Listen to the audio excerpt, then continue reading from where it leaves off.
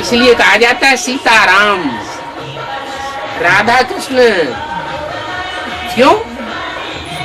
पहले सीता राधा का नाम क्यों लिया जाता है? क्योंकि राम अकेला कुछ भी नहीं कर सकता, उसे सीता चाहिए। जो सीताओं में अव्वल नंबर सीता है वो सीता चाहिए। सीता माने शीतल, और एक जन्म की शीतल आत्मा नहीं है। क्या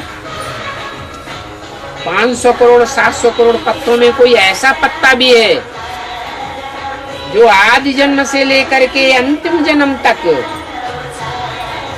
एक ही आत्मा का संग साथ गहराई से निभाती है। जो सबसे गहरा संबंध होता है पति पत्नी का। सबसे जास्ती कौन सा संबंध याद आता है? पति पत्नी का संबंध बहुत गहरा संबंध है, और उस गहरे संबंध में वो एक आत्मा, एक ही आत्मा सीता अव्वल नंबर है, जो एक के ही संबंध में आवेगी, दूसरी आत्मा के संबंध में इंटीमेसी में नहीं आवेगी।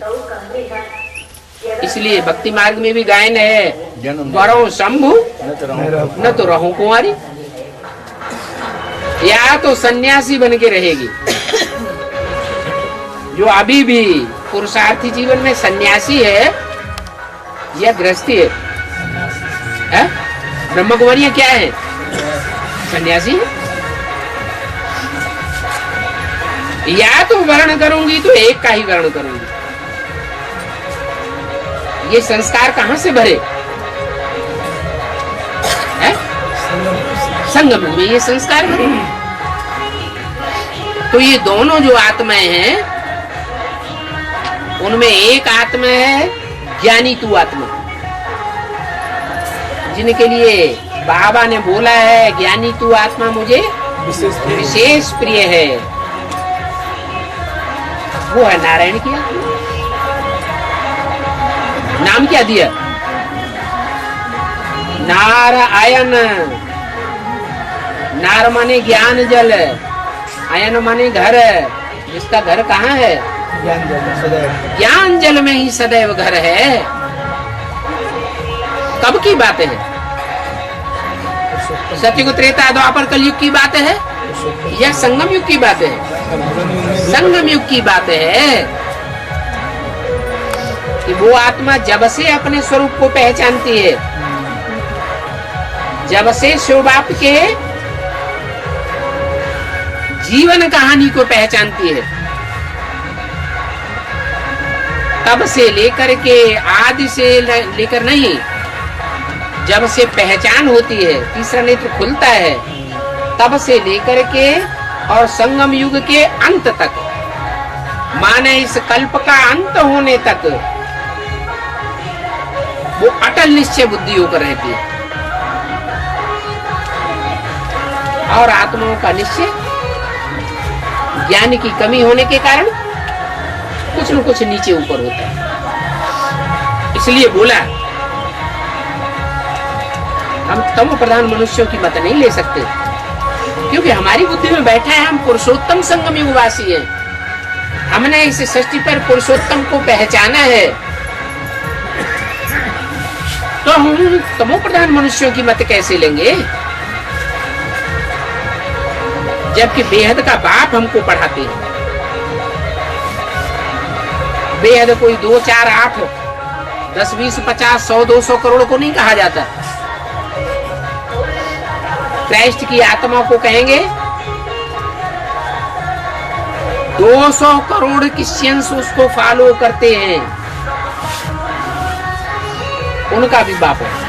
परंतु क्या बेहद का बाप है? बेहद का तो नहीं कहेंगे। बेहद की आत्माओं का बाप शिव है, और बेहद के जो भी मनुष्य आत्माएं हैं, जीवात्माओं के रूप में, उनका बाप प्रजापिता है। जो पुरुषों में उत्तम बनता है इसलिए हम पुरुषोत्तम संगम युगवासी हैं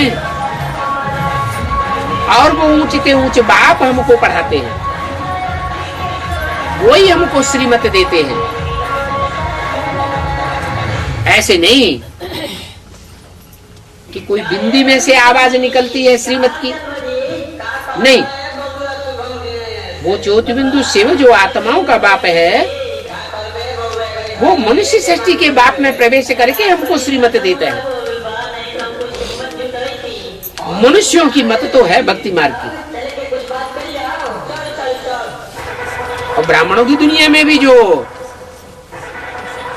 अभी भक्ति मार्ग को फॉलो कर रहे हैं, ज्ञान में भी चल रहे हैं, परंतु यदि उनमें कोई भक्ति मार्ग का संस्कार 100% पहुंच जाता है तो फिर उनको शरीर छोड़ना पड़ेगा, क्योंकि भक्ति मार्ग अब ही मुर्दाबाद होने वाला है और ज्ञान मार्ग जिंदाबाद होने वाला है।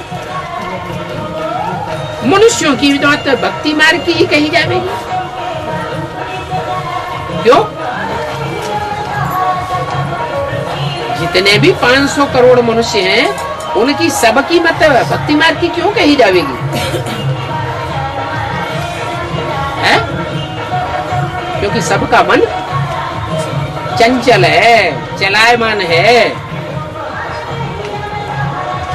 मन चलायमान न हो तो समझो पुरुषार्थ पूरा हो गया।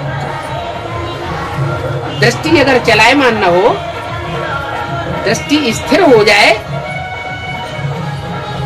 तो समझो इंद्रियां कंट्रोल में आ गई। मन सबसे ज्यादा चंचल होता है। दृष्टि के लिए कहा जाता है कि दृष्टि सुधर जाए तो फिर और क्या चाहिए? दृष्टि सुधरी तो सारी सृष्टि सुधर गई। लेकिन दृष्टि तो फिर भी स्थूल है। ये दृष्टि स्थूल आंखों की दृष्टि है ना, ये स्थूल है।